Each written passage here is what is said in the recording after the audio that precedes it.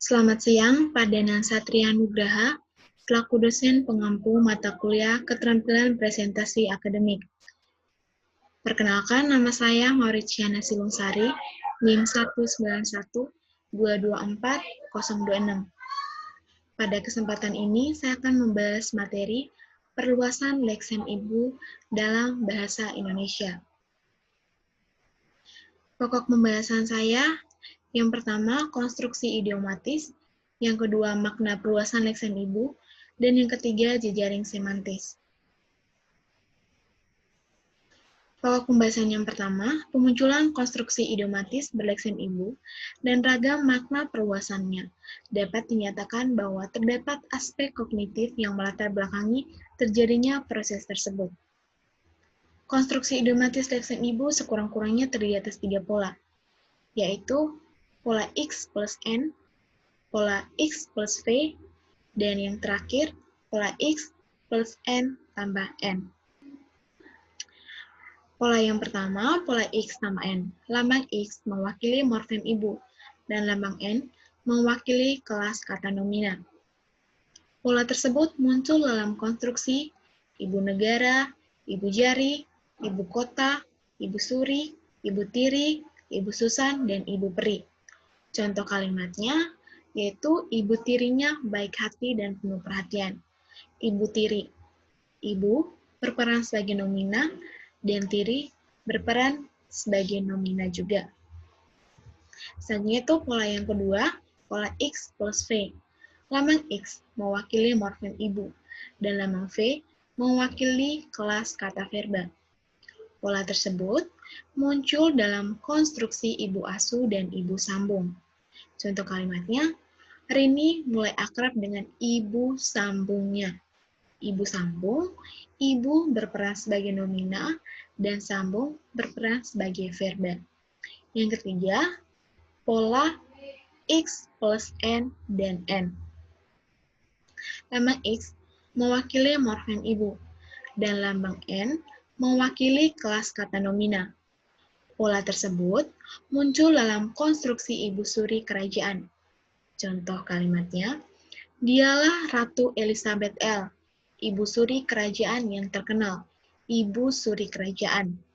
Ibu berperan sebagai nomina, suri berperan sebagai nomina, dan kerajaan berperan sebagai nomina. Selanjutnya, pokok pembahasan yang kedua, yaitu makna literal dalam makna perluasan. Makna literal lексem ibu adalah wanita yang telah melahirkan seorang anak. Makna tersebut hadir ketika lексem ibu berada sebagai konstituen konstruksi yang tidak bersifat idiomatis. Makna yang berbeda muncul ketika lексem ibu berada pada konstruksi yang lebih luas. Misalnya, pada ibu susu, ibu asuh, dan ibu pertiwi. Terdapat 4 makna perluasan lексem ibu. Yang pertama, yang utama di antara beberapa hal. Kedua, bagian yang pokok. Ketiga, sapaan takjim untuk wanita yang sudah atau belum bersuami. Yang keempat, pengganti peran keibuan. Pertama, makna bagian yang utama di antara beberapa hal lain. Contoh kalimatnya. Kalimat 11, penataan taman di ibu kota Jakarta sangat teratur.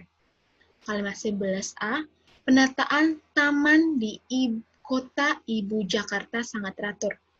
Kalimat 11B, penataan taman di ibu Jakarta sangat teratur. Kedua, makna bagian yang pokok.